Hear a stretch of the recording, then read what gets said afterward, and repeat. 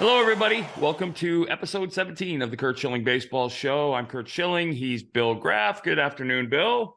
Hello, Curt. Lots going on. Lots going on. Lots to talk about. We're going to dive right in, and we're going to start in Oakland. Apparently, the A's ownership just signed off on a binding agreement to buy land just off the Strip in Vegas to build a 35,000-seat Major League Baseball stadium.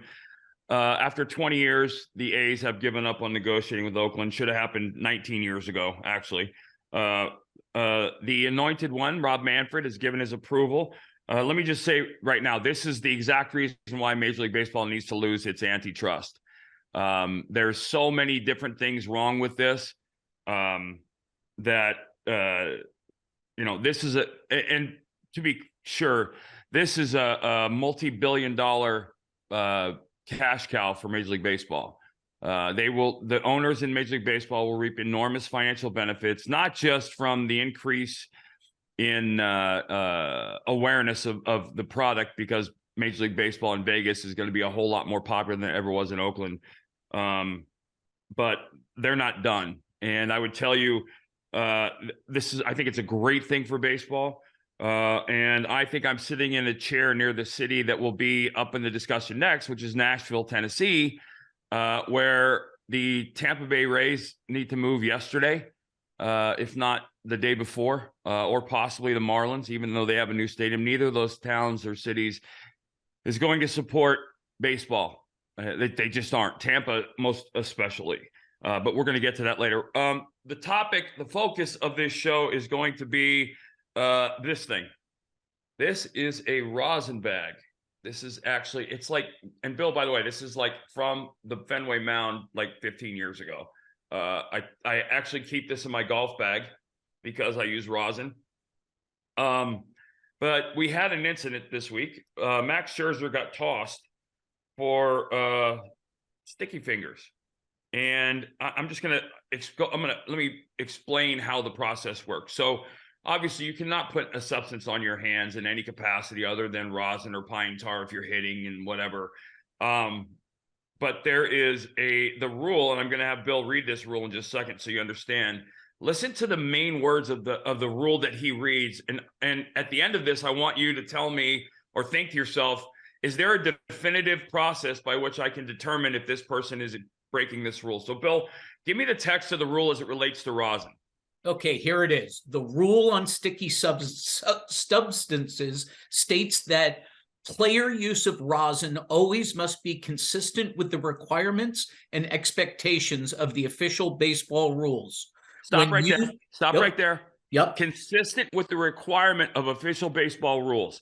Probably not a more ambiguous sentence anywhere ever, but that's the first one. Okay, go ahead. Sorry. It leaves it wide open. When used excessively or otherwise misapplied. There you go.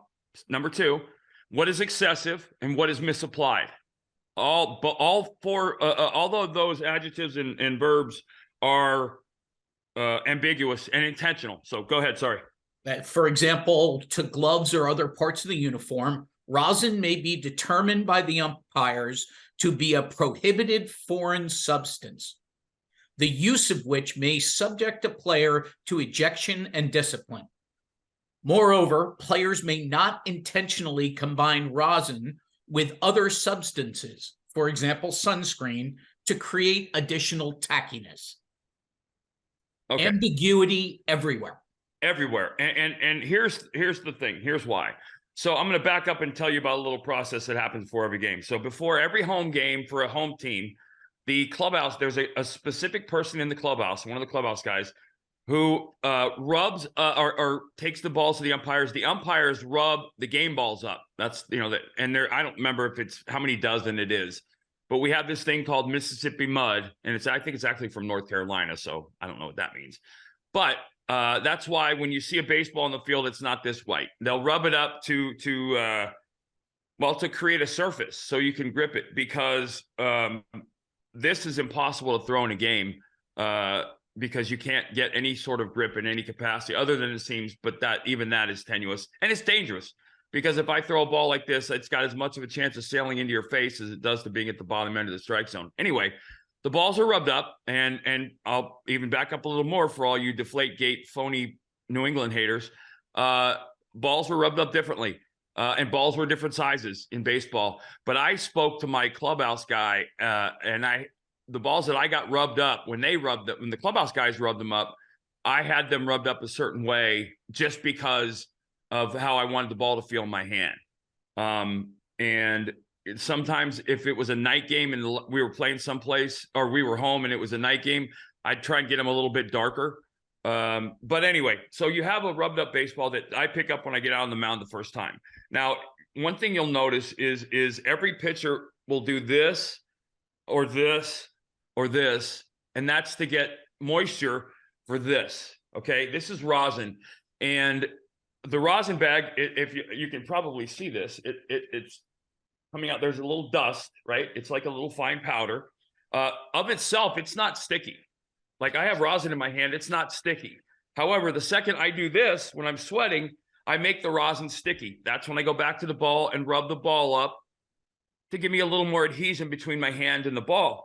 Now, here's the thing. If you think about this, if I put a fine powder on my hand and then I make that powder wet that makes it sticky, any dirt that I come in contact with is going to stick to my hand. All right. So what you're going to see over the course of a couple innings will be my hand will start to darken, because it might look like a substance, but it's not. It's just sticky rosin that has dirt in it. Now, I was a guy, so here's the thing. I threw a split finger fastball, right? I did not want the ball to stick to my fingers ever. So I didn't want rosin in between my fingers. So I would wash the insides of my fingers between innings with alcohol if it got too sticky. However, there are other guys that throw sinkers, certain breaking balls, who will want the ball to be extra sticky, and they'll just let their hand muddy up. Now, the umpires can certainly say, hey, listen, you got to wash it off. That's fine. But they have to acknowledge that just washing it off isn't going to change the fact that it's sticky, because you go back to the rosin, you have more moisture, it gets stickier. Your hand's going to look dark no matter what, right? And if you touch your hat all the time, you'll see that Major League Baseball players' hats a lot of times will get dark under the brim or dark at the cap. Also, guys like Gaylord Perry that used to cheat, they would use Vaseline on the inside of their caps. They would use Vaseline on the inside of their bottom lower lip because it stayed there. And you see guys that used to do this a lot. That was what they were doing, and then they'd lick their hands. Anyway, so your hand's going to be, so Max's hand was clearly in a non-agreeable state to the umpires. He went back. I'm sure he watched it, but he came back, and you could see the way he was arguing. He didn't do, in his mind, he didn't do it. He followed their orders. He did what they said to do. And this ambiguous rule needs to be fixed and changed. Rosin, I don't know how you do that, but the umpires are put in a really bad situation now, once again, because they're not given a set rules of engagement. And anytime you give somebody the ability to engage without rules defined, you have massive problems. So, well, and Curt, yeah, the same umpire, Phil Cuzzi, 0 pitchers last year were called on this. 2 the year before, both in Phil Cuzzi games, and he was the one who bounced him, and he's the one who bounced Scherzer.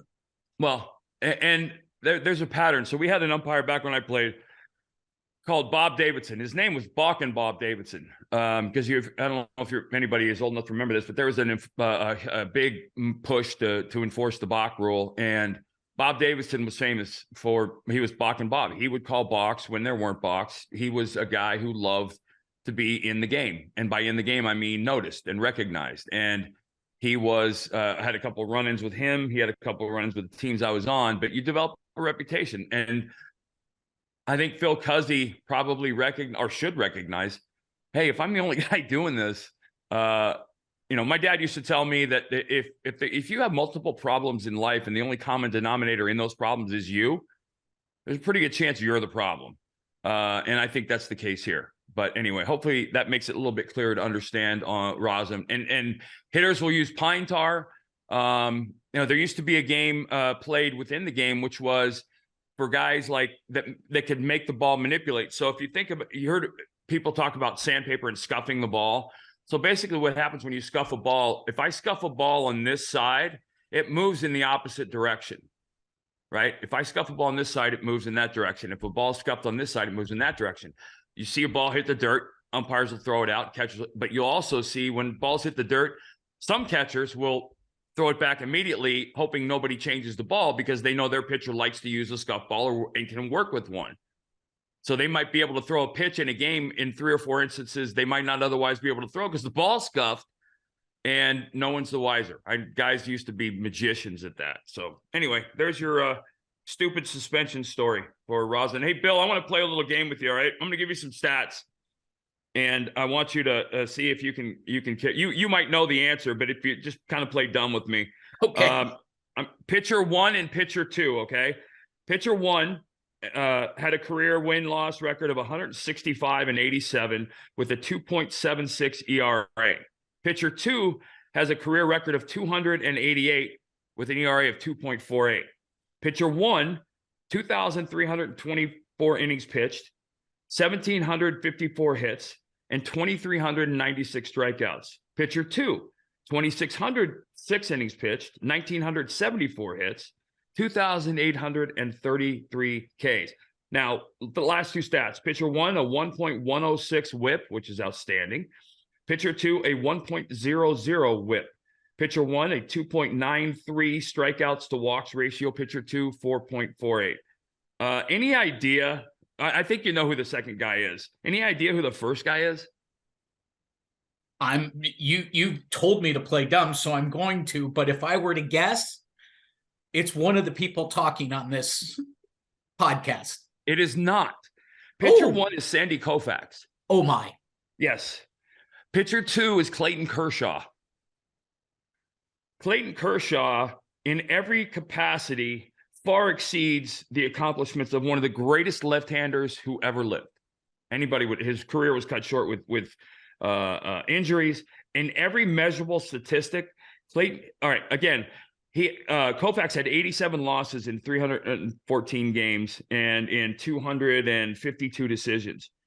Kershaw, with 88 more starts, has 1 more loss. And an ERA of 2.76 to 2. It's just ridiculous.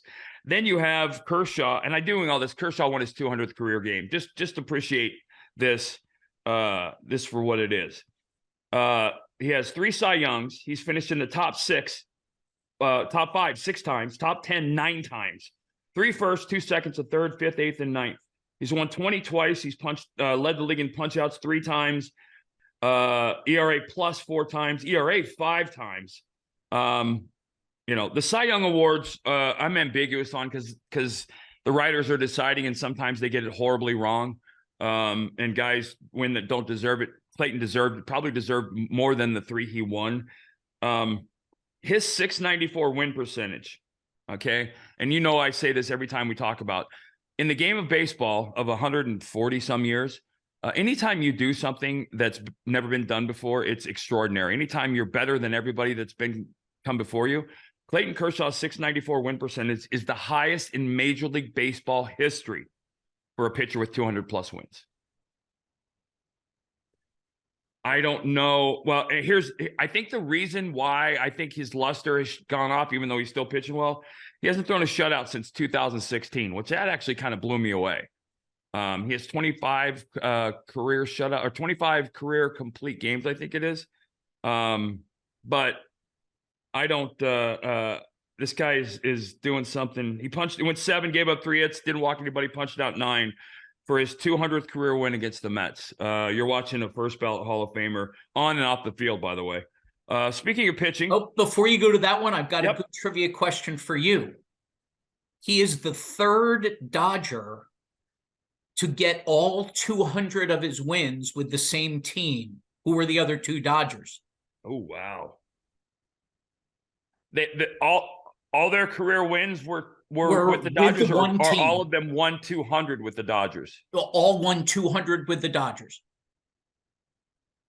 This is a tough one. I did not get it. I just read it. So Don Sutton? Correct.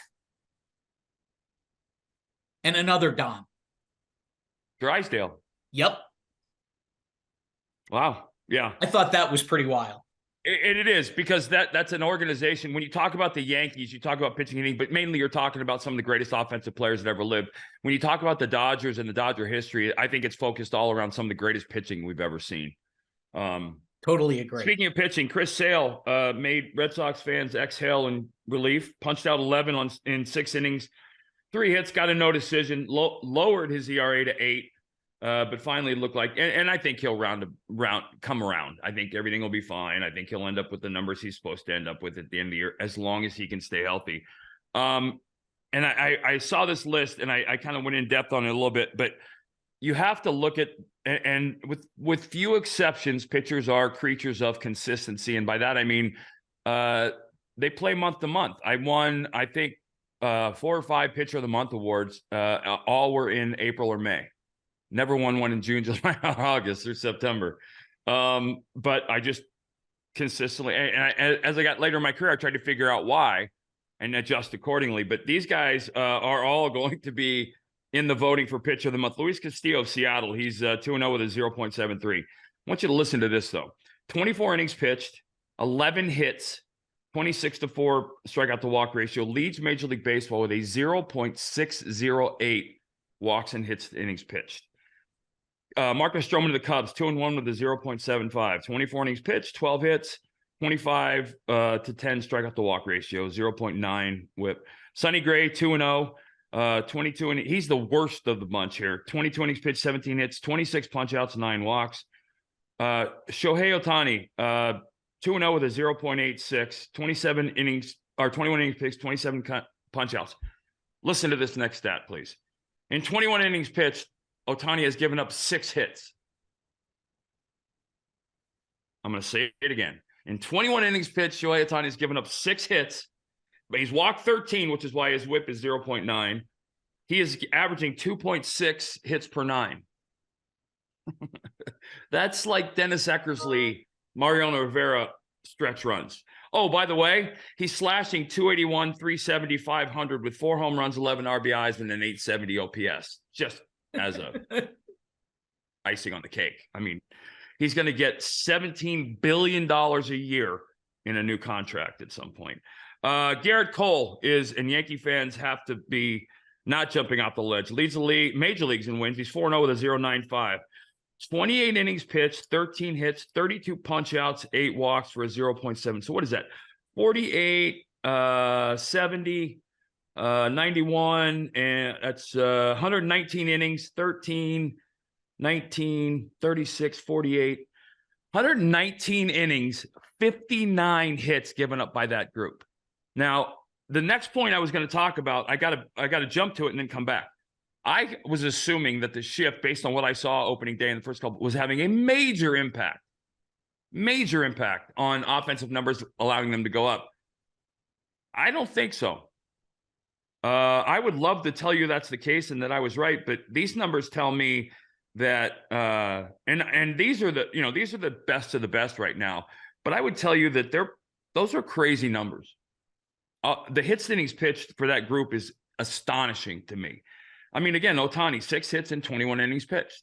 That's a closer. And all 5 of those guys, Curt, have started 4 games already. Right. I mean, that's a substantial amount. Right. It is. That's 20 starts right there. So in Major League Baseball, you average 5 starts a month.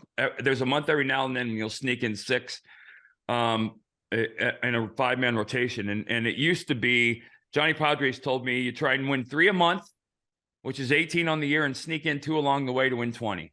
And so I always kept that pace in my head as I was going through the season. When I would be way ahead or way behind, I would recognize that I needed to step it up. But I don't think the rules are going, or the stats are going to back me up on the shift.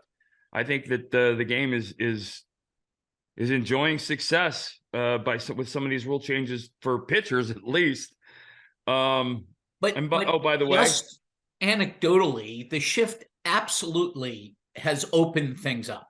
Oh, sure. I think the shift has lengthened some careers and made some players more valuable than they might otherwise be.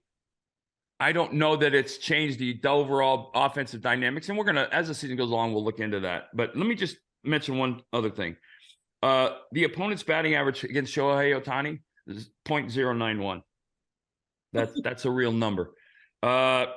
Two notes I want to get to the quick hit. I want to do two of these quick hits, Bill. I think both of the first ones you made up point were fantastic. The Blue Jays, if you go look, and when I grew up, we had the newspaper. So every day I looked in the sports section at the batting race. If you go and look at the batting race, which is still, and I was thinking about this, Bill, I think it's time to start thinking about changing what we show the fans or what we give the fans. I don't think the batting race is as crucial as we once thought it was. Now it's the on-base percentage race, the OPS race. Those numbers are far more telling from an offensive output. However, if you look at the American League batting race, you would think you're actually looking at a Blue Jays in-game program, because they are three of the top four. Matt Chapman hitting 397, Bichette's hitting 354 at third, and Guerrero's 338 at fourth. However, I think this speaks to the scare and the terror for Toronto fans. Their run differential's -12. You gotta suck ass pretty bad on the mound to be at a -12 with those offensive numbers. And so their pitching, which I thought they were very aggressive in trying to make some pitching changes and fixes. We'll see how that plays out, but they're -12. They were, as of the time that we're recording this, they were 5 games in back of Tampa, which is my next note. Tampa Bay cannot survive in Tampa Bay. I don't care what anybody says. I love Tampa Bay. It's one of my favorite cities in the world. It is not a baseball town. And why do I say that? Well, I'm going to go to another team that's sucks right now and is struggling. The Reds. The Reds played the Jays in Cincinnati at Great American Ballpark on Monday. 7,375 people showed up. The lowest attended game ever at the ballpark to see them play Tampa. And my point is, no one wants to watch Tampa in Tampa, and no one wants to see Tampa when they travel. And that's not the players' fault. That's not the organization's fault. It's the animal you have in Tampa right now, and that needs to move. And by the way, that included the COVID season for attendance, which only allowed 30% capacity in stadiums. Right. Tampa needs to move. The Reds suck, and their ownership should be flogged and quartered for that, because they're ruining, like Pittsburgh. The ownership has ruined a tremendous franchise with a deep history, an amazing history. And a good baseball town. Well, and I think the owner, and this is the aristocratic elite at their finest, actually said, "Where else are you going to go?" And so I think this is Reds fans going, "Here, we'll go here. Here's where we'll go." And he's ruined baseball, and they've ruined baseball in that town, and that's tragic. There should be some sort of I don't know, if you're going to make ambiguous rosin rules, let's get ambiguous ownership rules where, as Major League Baseball can determine if Peter Angelos sucks, which he did, you can take his franchise because he sucked and they ruined that franchise, and which is now bouncing back finally after all the damage. But both those franchises the Reds have been ruined, the A's have been ruined, and the Rays need to move. The Rays deserve better. The players deserve better. So I want to make a quick personal note. A young man I know who has battled his butt off. Daniel Bard was activated off of the DL, which he went on the DL with anxiety, which I think is a really cheap ass way to say this. I think it's far more serious than just anxiety. And then A's reliever Trevor May goes on the DL. Most of you these days don't even know the name, but there was a gentleman named Jimmy Pearsall there's a movie made about him. He actually ran the bases backwards on a home run. Who was, I think, certifiable. I think the anxiety thing was a part of it. But I got to ask you, Bill, we're starting to see this more. I'm wondering, is this a generational thing? Is this a social change in the way people are fundamentally raised here? Or I think it's a societal change. Yes. Okay. I think people understand better in the 2020s that this affects people, and it's more than just nerves. They're crazy. They just it's not. There's nothing about there's nothing Correct. crazy about this, but it's a label I think in the 60s would have been. Correct. Or 70s and 80s would have been. In the 80s, you had Jim Eisenreich. Right. In the 90s, I played with Jimmy, and it was a real thing. And I believe that just like there were guys in professional sports who refused to fly. You can't play professional sports if you don't fly. But they would end a career for fear of flying. So I'm just wondering if it's more a societal thing on both ends, on young men being raised in a very different way today than they may have been otherwise, that suffer from severe anxiety that might not have 30 years ago, or it's unchanged, and we're just recognizing it more. With the same thing with autism. But yeah, I'm happy for Daniel. I want to see it work out and him come back and do well. I hate to see anybody in any capacity suffer from an anxiety that doesn't allow them to do the thing that they love to do. So, well, he had the one start in the minors, and after he struck out 3, and afterwards said, "I've got it back together and I'm ready to go." And I hope that's the case. Good. I hope, and having been on rehab assignments, I hope that was him personally speaking instead of professionally, because you don't want to be in the minor leagues. And so, you'll see injured guys that love the game will say, "I'm ready to go," a week or 2 before they're ready to go. I hope he's ready to go and it works out. And obviously thinking about Trevor May and hoping that all works out as well. So before we get out of here, that's it for Kurt, this episode, Billy. No. We've got to get to this, and we've got the time. Okay. But and by the way, pitcher Louis you got to remind me. Hold on, you got to remind me next show the wives' room story. I've had people hit me up on Twitter. They're pissed I haven't told it. I'll tell it next episode. You got it. But before we go, White Sox pitcher Louis Giolito left Tuesday's game versus the Phillies after 6 innings with a no-hitter. He had thrown 102 pitches, but they shut him down. The no-hitter was broken up by the relievers.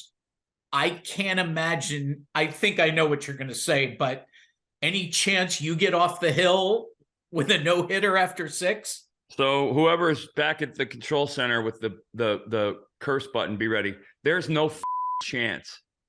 None that I come out of the game. And to the point where if you told me I was coming out, I would still go out to the mound and force you to have all 3 of us standing on the mound at some point. No chance. And when I played, that probably wouldn't have happened. It's a different game now. There are and guys being okay with it, I think, is an enormous red flag to how these guys are being raised in the minor leagues. Yes, you respect your manager and your coach, but at some point you earn the right to help coach yourself if you're responsible and your coach trusts you and stuff like that. And no, none, absolutely none. And I don't even know what the score of the game was. You know what the score of the game was? They were up 3-0, I think. Okay, so it's still a game. It's a game.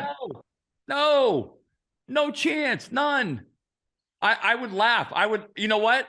First of all, the manager wouldn't come down and talk to me during the game anyway like that. But if a manager came up to me and said, "Hey, that's enough," I'd be like, okay. I would think it was a complete joke and look for the camera. Am I being punked? None. But the mentality in Major League Baseball is so drastic. And that's not to say, man, we're manly men. It's just a different mentality now. And the acceptable would have been the totally unacceptable when I was when I had a chance to play in many cases. So no chance. But good for you, Louis. You threw 6 hitless innings. Yeah, yeehaw. So anyway, I will remind you about the story next week. Every Tuesday and Friday on OutKick.com. I'm Curt Schilling. He's Bill Graff. We will see you guys in a couple days.